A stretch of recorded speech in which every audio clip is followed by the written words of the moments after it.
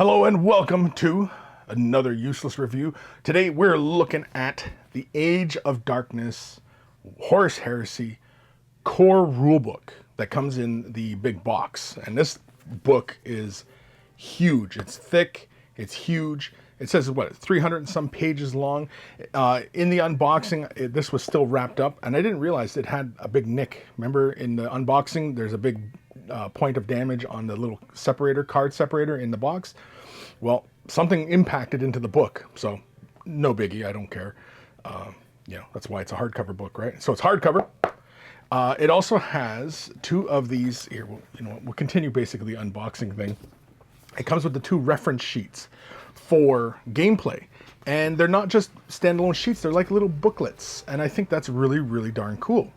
It's kind of nice, it's just a quick little reference sheet just for when you're playing and what have you. You get two of them for both you and your opponent.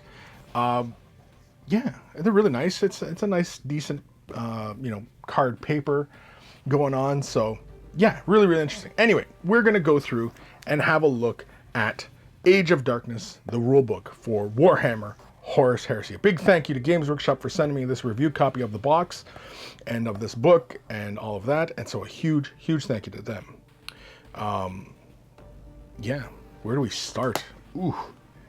So right off the inside hop, lots of, galactic map, just kind of give you an idea of the galaxy. Of course, it has a nice little foreword on it. It has got the nice classic Emperor versus Horus art in it. Of all the conflicts that have beset this Imperium of mankind, it is the rebellion of the Warmaster Horus, the Horus Heresy, which has left the greatest scars upon its fabric.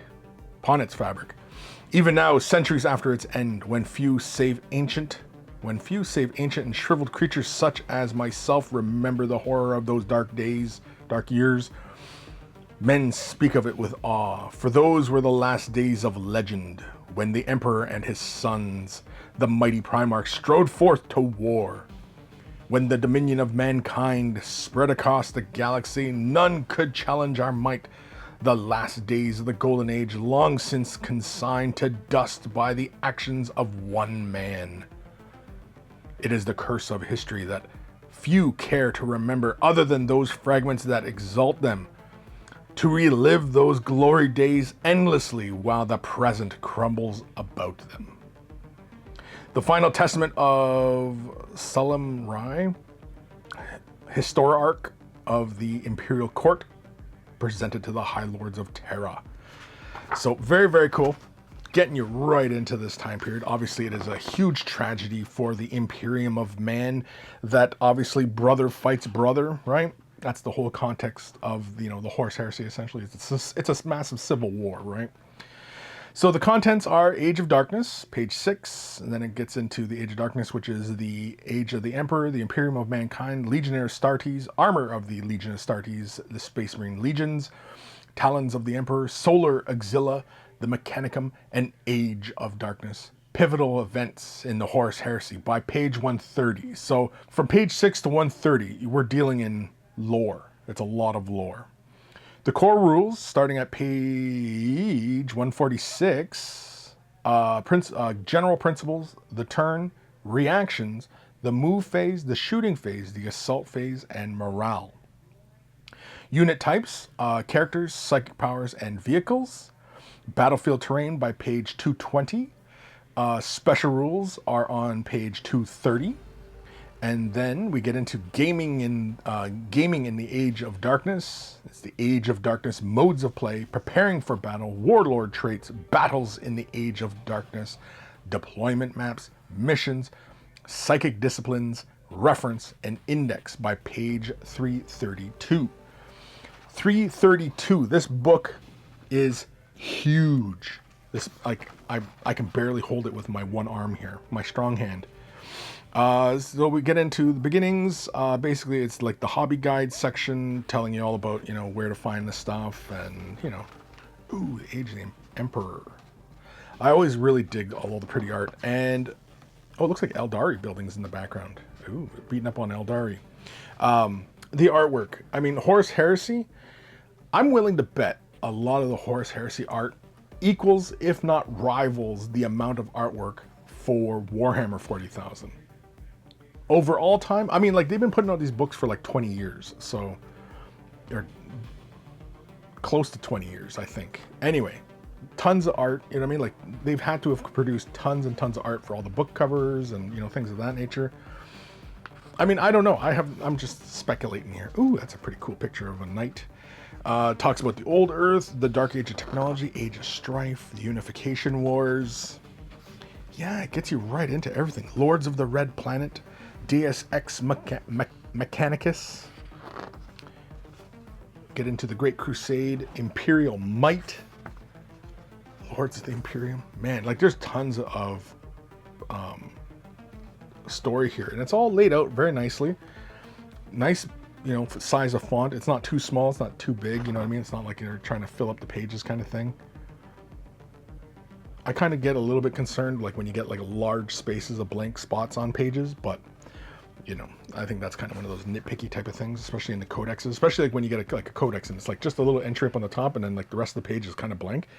I've never understood that one. I don't know who was proofreading that stuff at that time, but oh yeah, I like that piece. So all the Primarchs standing together, having a conference, as it were. Gets into the Legion of Starties, the creation of the Space Marines, the progenitors. Even gives you like a little thing. Oh, my little bookmark there. Gives you like a little diagram. It's kind of like Leonardo's art piece. Very, very cool. Armor of the Legion of Starties. So it talks about how they, you know, armor up and everything. Love all the classic bolt gun designs. A lot of this art, I'm sure, is probably, you know, I don't want to use recycled, but comes from like a lot of the Forge World studios, like the big books for the Horus Heresy. I'm sure, like because it has a very similar art style to those Forge World books, and so yeah, I imagine a lot of this was you know, incorporated into this, and yeah, giving us all the lore on the different marks of armor. Mark 6, always love Mark 6 armor.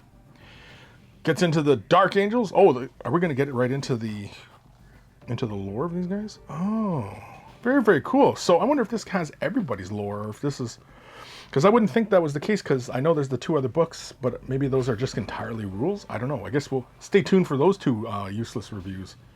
The Dark Angels. Yeah, man. Gives you a little bit on Lionel Johnson. So it's basically going to give us all the legions, just a quick rundown of them. Emperor's Children, right? Gives us, you know, ideas for the color schemes and their art and everything like that. Iron Warriors. Let's pull the bookmark out. It's got the little nylon ribbon inside for bookmarking. Yeah, look at that. White Scars. Yeah. Spacey Wolves. Man, so it's going to give us everybody, eh? Just going to go in order. Space Wolves, Imperial Fists. Oh yeah, look at that. Gives you a little bit on the Rogaldorns. Nightlords. Nightlords are always kind of scary looking. I don't know how you can accuse these guys of looking like good guys, right? When they look so darn scary. I mean, Skulls and Batwings. For God's sakes, you kind of had to know that the guys were going to, you know, be bad guys, right? Because clawed hands, skulls, batwings, lightning, like nothing about them says, oh, we're good guys. We're here to help. Nothing about them says that. Blood Angels, that is the 9th Legion, the classical Blood Angels.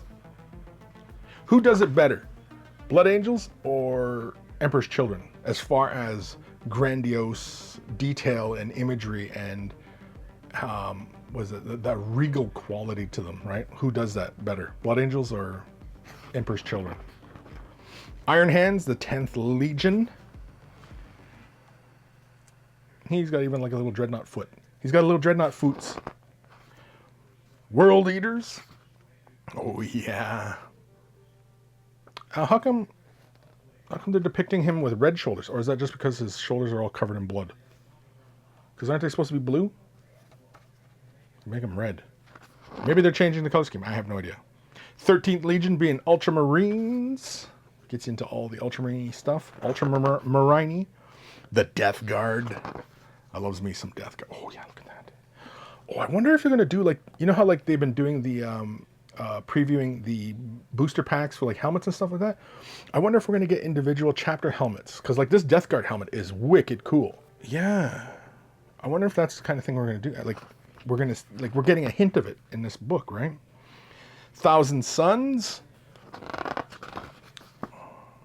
Yeah, because like they have very unique helmets, right? Like the bodies are all still the same, but they have like different helmets. Sons of Horus. I like the color scheme of Sons of Horus. That's just really cool. Word bearers, covered in words. Salamanders, for salamanding. Yeah, see, like, I can totally see them, you know, packaging up helmets to go with these kits, you know. So, yeah. Raven Guard.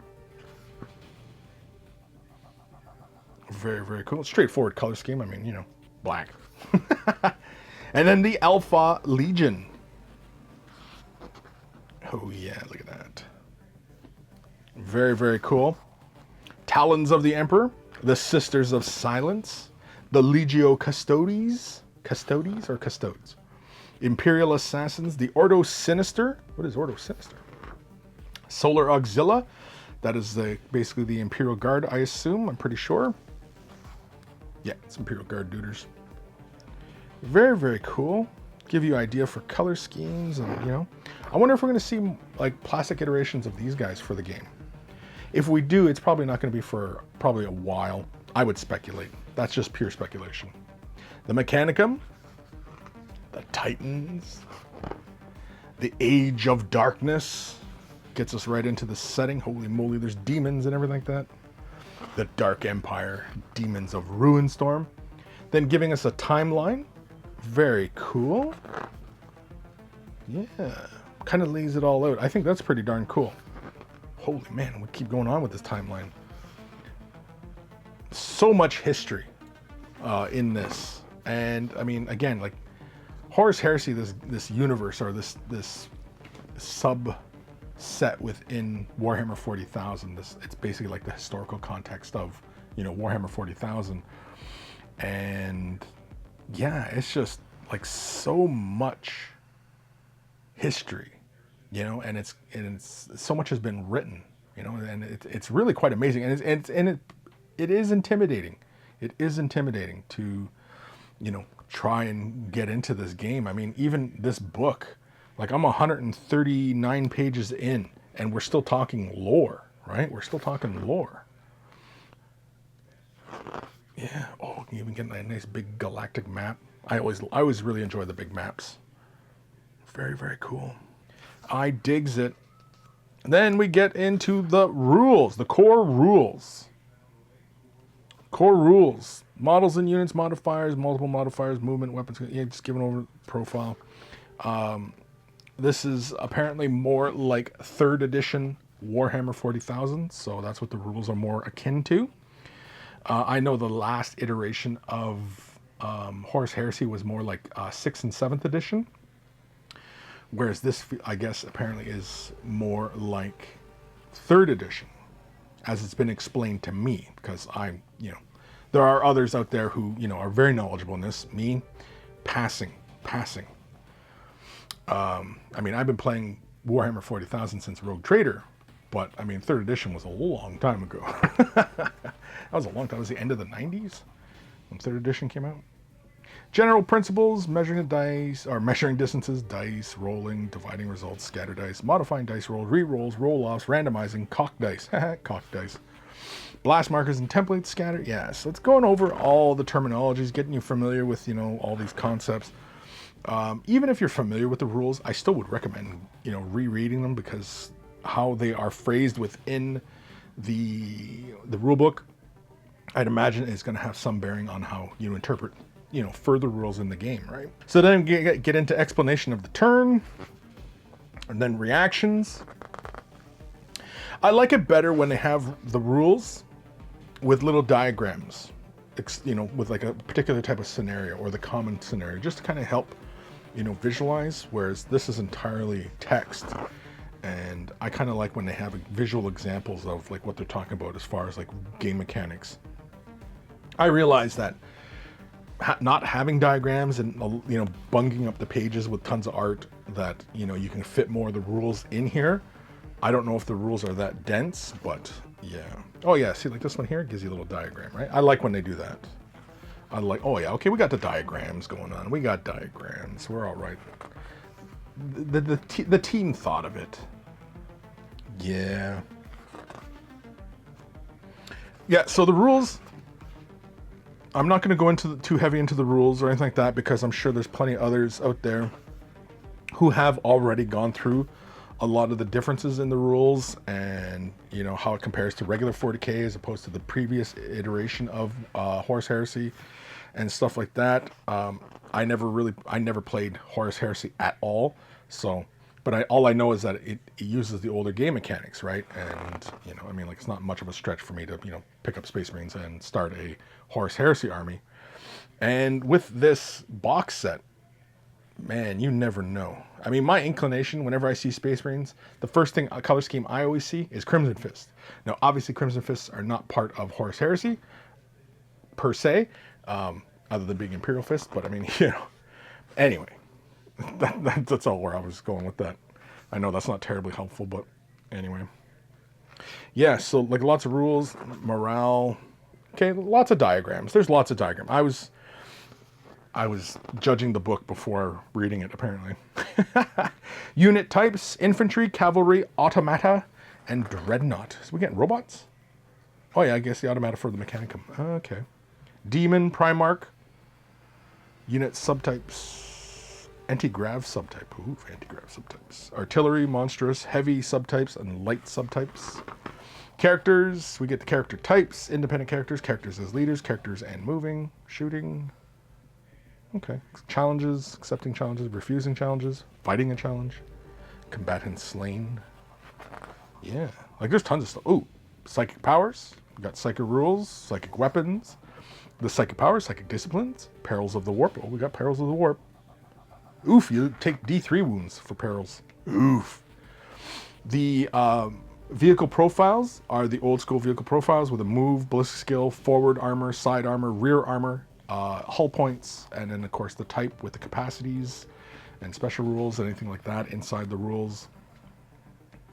So anybody familiar with that mechanic in the Warhammer setting will feel very familiar with it. All of you new people, yeah, it's a step back. And if you have any gamer friends or anybody in your gamer group who used to play these rules back in the day, you know, take their advice as far as you know, their familiarity with how these mechanics work, and you know, and if you have questions, always ask, especially if you're new. I mean, don't be afraid to ask. Wow, ramming speed. Man, I might have to put this tank together. I like the tank. Vehicle damage, crash and burn, wrecked vehicles. Gives us little examples of obscure targets for vehicles. Vehicles in the assault phase, vehicles in leaderships. Oh, squadrons, okay. For vehicle squadrons. Transport capacities. Man, oh man, slow vehicles, fast vehicles, skimmers, super heavy. We're getting super heavies? Oh yeah, I guess the big tank that was previewed. I guess that'll be coming. I guess that's probably going to be a super heavy, right? Because it's kind of like the Fellblade. Or is it a Fellblade? Is it a Fellblade? I can't remember. I don't remember. Knights and Titans. Well, I guess they're super heavy as well, right? Knights and Titans. It's got all the rules for incorporating them into the game. Man, flyers. Man, we got all sorts of flyers going on. Oh, they do the thing where they can leave the table again? I might have to watch some Horus Heresy battle reports just to kind of get a vibe for how all this goes again. Then by page 220, we get into the battlefield terrain. We get into terrain types: open terrain, terrain pieces, barricades and walls, buildings, imposing statuary, area terrain. I always hated area terrain, where it just basically gave you a blank. Like as soon as you were touching it, you just got the save. You know what I mean? Even if it was just like a low pile of rubble, a Titan steps into area terrain, and he's, you know, I mean, not a Titan, but like something steps in it, and it just, you know, you confer that benefit, right?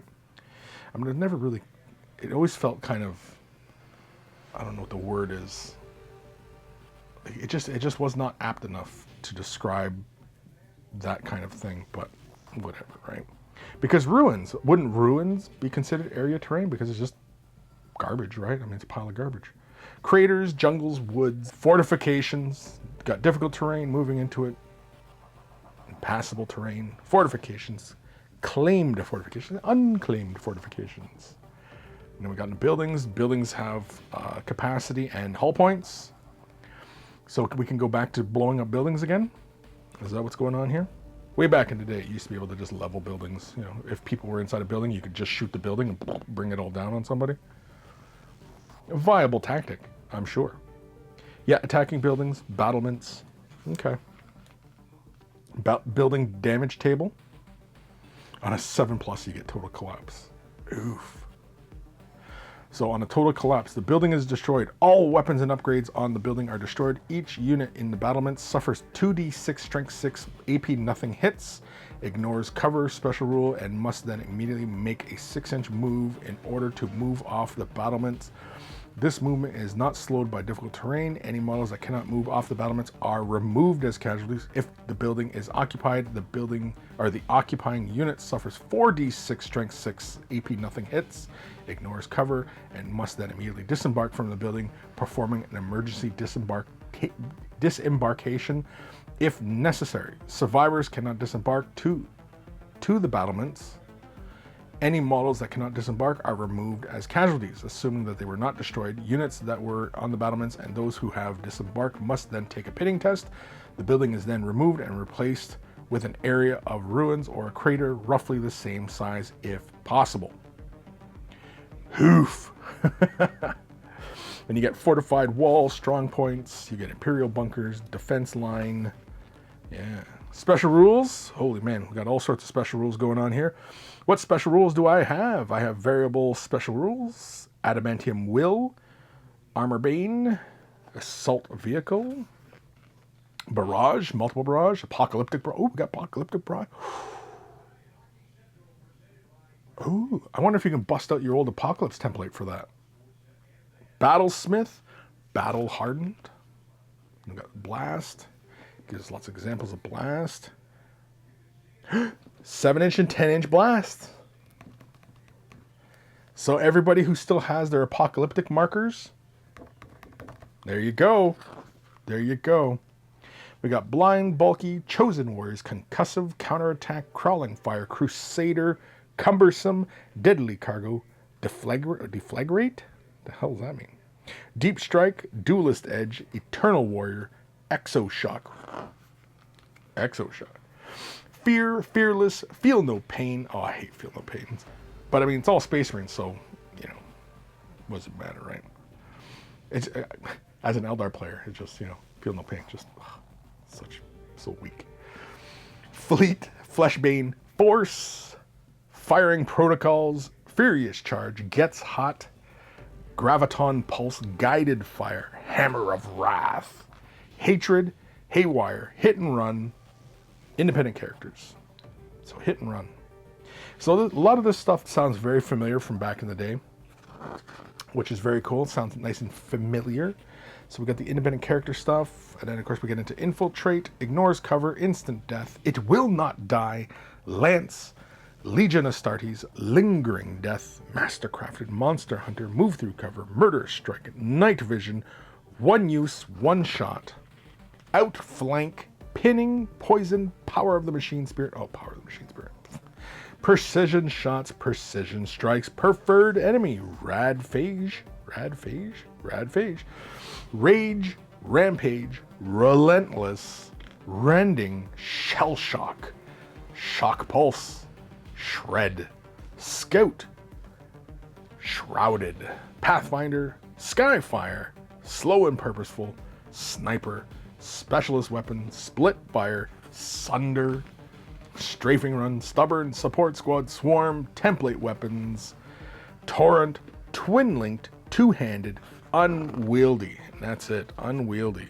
Unwieldy is the weapon is very large and more than a little clumsy, making swift blows all but impossible to achieve. A model attacking with this weapon piles it and fights at initiative step 1, unless it is a dreadnought type unit. or monstrous subtype. Then we get into, what is this, the missions? Yeah, ooh, pretty art. Lots of pretty, you know what, really, like, there's really not a lot of, like, you know, like the army pictures and like the model shots and stuff. Usually these kind of books usually end up with like about, you know, 10 pages of like, you know, just kind of, you know, pretty pics, right? Which I'm all for, but so far we haven't hit that kind of hobby section in this book. So I don't even know if it's there. Oh, maybe I'm entering it now, because it's collect an army, modes of play, because this is gaming in the age of darkness. Oh, okay, so this is where we're going to get into all the pretty pics. I guess I should have just shut up and just got with it, right? So, oh, Sons of Horus, Iron Hands, Word Bearers. I wonder if this is like everybody's armies. Yeah, Mark Bedford Salamanders, Nightlords, Raven Guard, Death Guard for guarding death, Sola Auxilium. Yeah. Age of Darkness modes of play, narrative play, campaign play, open play, match play, team play. Preparing for battle. So army selection. It's an HQ, 3 troops, elite 2 choices, fast attack 1 choice, heavy support 1 choice. Oh, I guess that's showing for like what you get, basically get in the box. Yeah, I think that's what they're talking about. I don't know. I'm just quickly skimming through this. I have not even really looked at this. So in your Force Orgs, it's HQ, troops, elites, fast attack, heavy support, fortifications, Lords of War, and your Primarch. Very, very cool. Oh, okay, so you can't bring Lords of War or Primarchs unless you're playing a certain value. At the minimum, it's 2,000 points, and you can bring 500 points of Lord of War or Primarch. Up to 3,500 points, 3,500. You can bring 875. And I'm sure if you're playing even bigger games, you can probably just, you know, scale it up. You know, what would be fair, right? Force Orgs, nice, yeah, classic. HQ, 2 troop. 1 Lord of War, allied detachments. Of course, it's HQ and a troop. Yeah. It's all very familiar. I mean, you know, it's kind of a step back, right? Oh, the allied chart. Oh, remember the allied chart? So if you're playing Dark Angels, I don't know what that means. What does that symbol mean? Oh, okay, so it gives you the legend of sworn brothers, fellow warriors, distrusted allies, by the Emperor or War Master's command, and then agents of the Emperor or War Master. So Dark Angels and Nightlords, they are by the Emperor's command. The 2 forces will only ever fight beside each other in the direst of circumstances or by direct command of their overlord, be they the Emperor or the War Master. The 2 forces are dealt with as distrusted allies, but in addition, whenever a unit is within 6 inches of the unit that is part of the faction that falls under the level of alliance, both units reduce their leadership by 1. They are no longer within 6 inches of a unit. That faction is part of the same army. So their leadership goes down when they're too close to each other on the battlefield. I kind of like that. It's old school kind of rules. Get into Warlord traits. Very, very cool. Death of the Warlord. Core Warlord traits, bloody-handed, ever-vigilant, stoic defender. Yeah. Manufactorum, showing off the battlefields. Like you just bring a Titan in a small game, just whatever, right? Ruined Cityscape, Spaceport. Oof. Hive War Zone. Nice. Talons of the Emperor. Battles in the Dark Age, or Age of Darkness, excuse me. Okay, so you can roll up your mission types: Blood Feud, Onslaught, Shatter Strike, Dominion, Tide of Carnage, and War of Lies. Most battlefields, looks like it's 6x4, 6 feet by 4 feet. So it's not quite like 40K these days where it's variable table size kind of thing where they have the odd measurements. It's classic 6x4 definition. Of course, everybody used to always play by 8x4, right? I'm getting the fortifications, determined deployment. Deployment being Clash of the Line, Dawn of War, Search and Destroy, Hammer and Anvil, Ambush, and Vanguard Strike. And then gives us the layouts for the battlefields. Very, very cool. Go through your deployment. First turn, game length, victory conditions, primary, secondary objectives. Very, very familiar. Got your objective markers, rules for all that. special missions, night fighting, reserves, advanced reaction interceptor. Is that for planes and stuff? Ooh. Or no, a lot of the AA used to get interceptor, right? So as soon as the plane came on, the AA gun could track to them and take them out, or potentially. Very, very cool. Lots of reserve rules. And of course, we get in by page 312, we get into the missions themselves: Blood Feud, Onslaught, Shatter Strike, Dominion, Tide of Carnage, and War of Lies. And I imagine in the future, we're probably going to see kind of like what we see for 40K, where we'll get mission books and probably, points changes and all that stuff, right? Campaigns and like, again, with the Horus Heresy from Forge World, there was like, what, 10 books? They're all about like this thickness, and like they were full of lore and full of scenarios. There was like a lot of campaign play. So I imagine we're going to get a lot of that coming back to this, but now it's in nice plastic.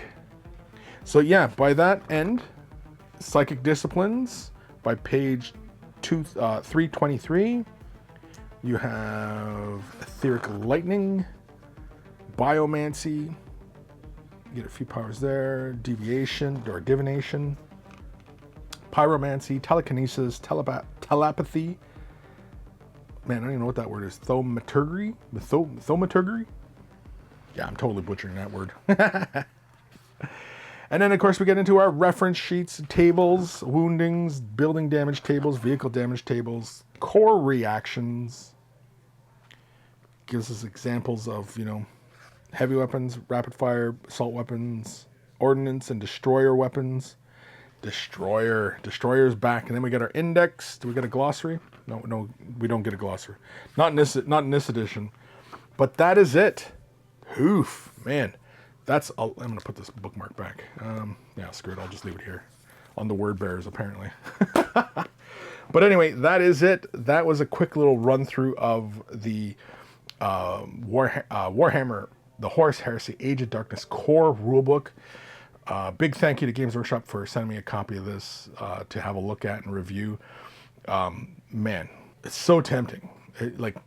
I pretty much have to start an army, I think, right?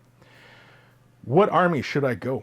I kind of lead towards Death Guard, but I'm wide open. And if in the artwork, the helmet for the Death Guard, if Forge World puts out those helmets, I might wait until they put out those helmets. Are they going to do more? That's what I'm curious about, right? I mean, this is all brand new, and yet it is a reimagining of the miniature line, as well as, the rules in the game itself and everything like that. So it is kind of new. It's new and old. It's an update, right? And yeah, it's very, very interesting. Man, I'm excited. I'm sure many of you out there are excited. If you're brand new to this game, do not be afraid to ask people in your gaming group questions about this or that, especially anybody who's played this previously or has played older versions of Warhammer 40,000 and how the game mechanics work and such. Don't be afraid to ask them questions about, things of that, just so that you have more enjoyable gaming experience, But yeah, definitely give this a read. Even if you're brand new to this game system, I mean, half of the book, like, let's go. Where did the rules start? Like, I'm going to show you how thick this is. Yeah, right there. That much of the book right here is lore. That's almost half of the book is lore, just to get you into this, right? So it is a good starting off point for everybody brand new to this. And big thank you to my patrons. Without your support, these videos would not be possible. If you're considering Patreon support, click the link in the description below. And a huge thank you to everybody who does for the continued support, and all you brand new patrons. Huge, huge thank you. Yeah, again, big thanks to Games Workshop for sending review copies of this. And stay tuned. I'm going to have a look at the Liber Astartes and the Liber Hereticus. Libre? Nacho Libre? Take care of your brushes. They'll take care of you. And I will see you guys in the next useless review. Because it is pretty useless. I mean, did we really learn anything? I don't think so. Other than I like Death Guard. Shock, right? shock. I'm sure everybody's faces are just shocked. Anyway, I'll see you guys in the next one.